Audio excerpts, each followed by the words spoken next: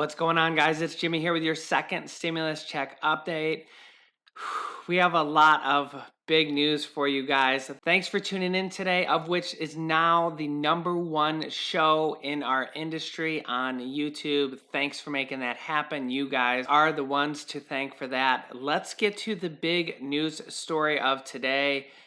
And my, it is a big one. Don't forget to give this video a like and hit the subscribe button down below if you haven't yet. This way you won't miss out on new videos as they come out. Okay, big national news breaking right now is that President Donald Trump's tax returns have been obtained by the New York Times, and it shows years and years of him paying little to no taxes. The New York Times obtained Donald Trump's tax information extending over more than 2 decades, revealing struggling properties, vast write-offs, and an audit battle, and hundreds of millions of dollars in debt coming due. Donald J. Trump paid $750 in federal income taxes the year he won the presidency.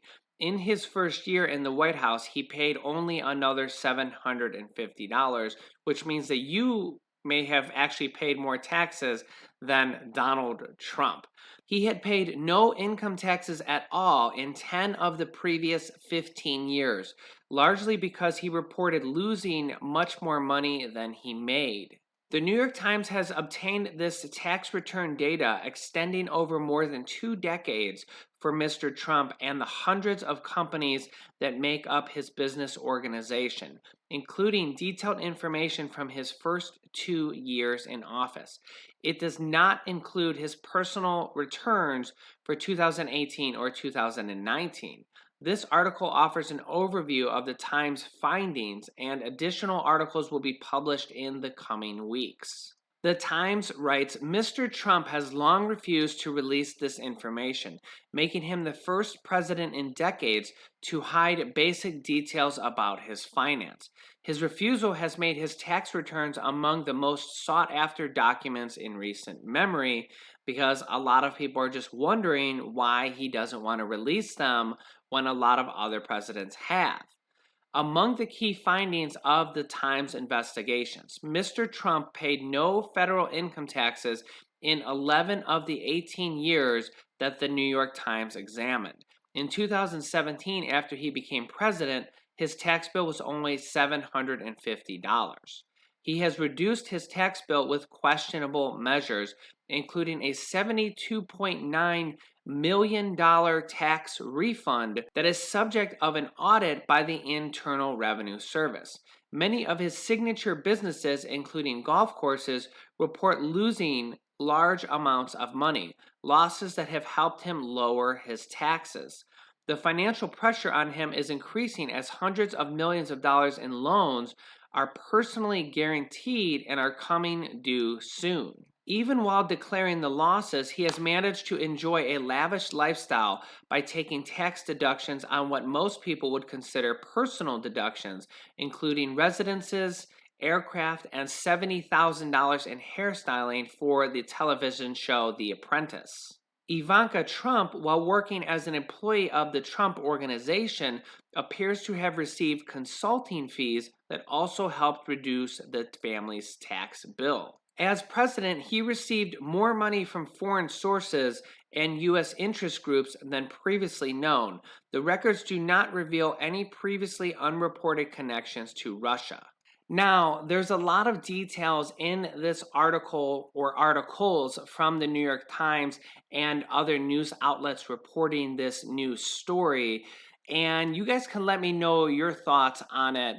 I asked my wife's father, who is a true Republican and always has been, and his initial reaction was that it was probably fake and that there was no real way to obtain those tax documents from the IRS.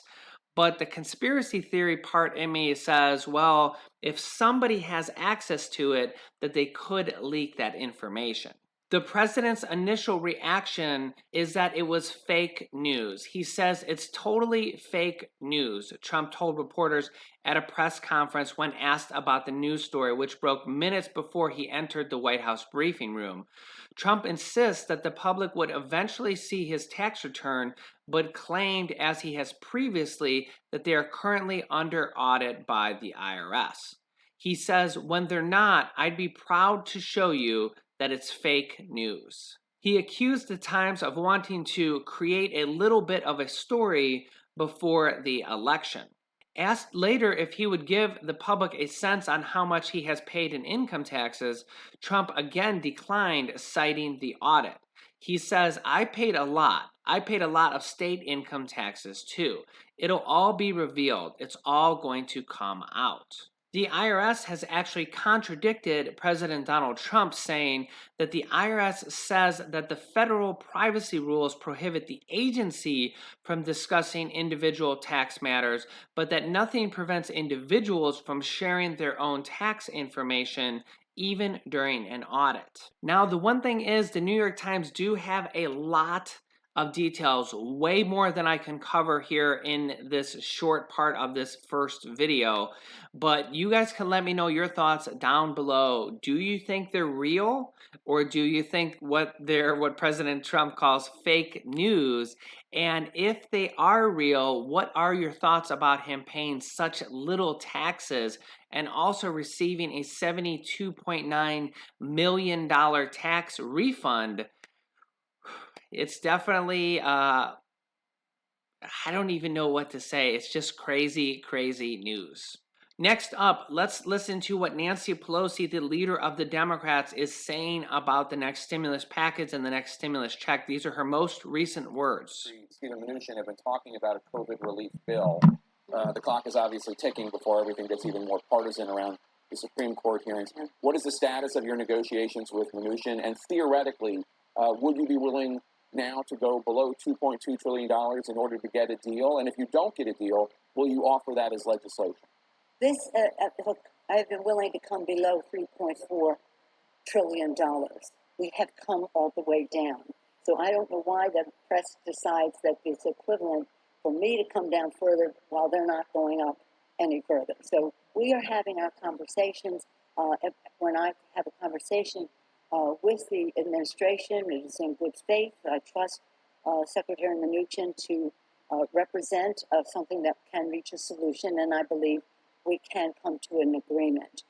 However, at some point, the public is going to have to see why 2.2 or now 2.4 perhaps trillion dollars is necessary, because the president's denial of the virus and just resistance to doing anything to crush it has made matters worse in so many ways for restaurants, for small stages around the country, for, again, more money needed for PPP, more money for the airlines and the rest. So we may need more money than that, and we will reveal what that is in a short period of time. And if you don't get a deal, you'll offer it as legislation, as a lot of your members want? That is definitely a possibility. But I'm hoping for a deal. I'd rather have a deal which puts money in people's pockets than to have a rhetorical argument. But if they do not want to go to that place, if they're not going to meet the needs of the American people, if they're not ready to do what is necessary to crush the virus, to honor our heroes, our healthcare workers, our teachers, our transportation, sanitation, first responders, police and fire, if they don't want to recognize that these people are risking their lives to save lives, and now they will lose their jobs to the tune of millions of people, and then go on unemployment insurance. Is that smart? I don't think so. Right. But I think we have a chance to get something done, and we want to. What we will be putting forth is a proffer to say, now let us negotiate within a time frame and a dollar amount to get the job done, to put money in people's pockets, to honor our heroes, and to crush the virus. So let me know your thoughts on Nancy Pelosi's words. It does look like she's wanting to do a deal, and more becoming that she wants to make an agreement. You heard her say that she would rather have an agreement more than anything. And Treasury Secretary Steve Mnuchin, who is the main negotiator that she's agreeing with from the Republicans, has said in the last day or so that they have talked 25 to 30 times over the last week about the stimulus package and about the government shutdown. They have already cleared the government shutdown, at least from their point of view.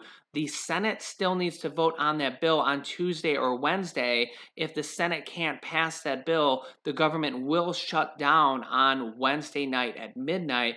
But Nancy Pelosi and Treasury Secretary Steve Mnuchin have both already done their parts. They've got the bill, they've got their agreement on that part. So that's kind of out of their hands now. They don't really need to do anything with it at this point unless it fails in the Senate.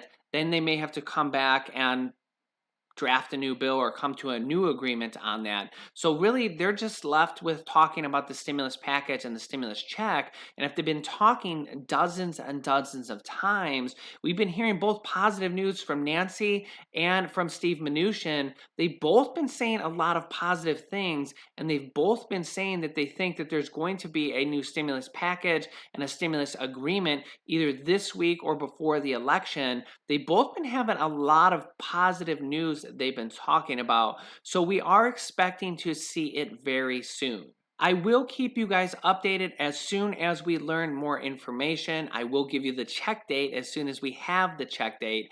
We don't have the check. I get a lot of comments from you guys saying, just give us the date of the check. I would give it to you if I had it. If I had the date of the check, trust me, I would give it to you. But they don't have an agreement on a stimulus package yet. So there's no date until they come to an agreement or the president passes a presidential executive order. That's when we'll have a date. Up until now, I'm just reporting to you guys the current news, the current status, how close we are, how close we aren't, everything that's going on with the stimulus world, along with some virus news, some election news, and some President Donald Trump news, and just kind of some related news to keep you guys up in the loop. I get a lot of comments from you guys saying, thank you, Jimmy. I listen to you instead of the news because I get it in maybe a 10-minute video instead of having to watch an hour-long show. And apparently you guys like me a lot more than a lot of the news channels. So thank you guys so much. You guys are just amazing. There's so many good comments from you guys down below in the comments. You guys are just awesome. Also, I plan to have my son Julian and my wife on tonight's 8 p.m. show. Julian is going to do something big today, so I'm going to have them come on and tell you how it went. So I know a lot of you guys have been asking to have them on again. If you're new to the channel, you may not have seen them on at all, but they've definitely been on several different shows. So they'll probably be on the 8 p.m. show tonight. And thank you guys. As always, make sure to hit the like button and subscribe if you haven't yet. I will keep you updated as new information comes out. And you can click on this video to watch my newest stimulus check video next. And this video teaches you how to start a business selling products on Amazon FBA. I have students that have replaced their entire 9-to-5 income, and I teach them how to do that. Click on one of those videos to watch them next. Thanks, and I will see you in the next video.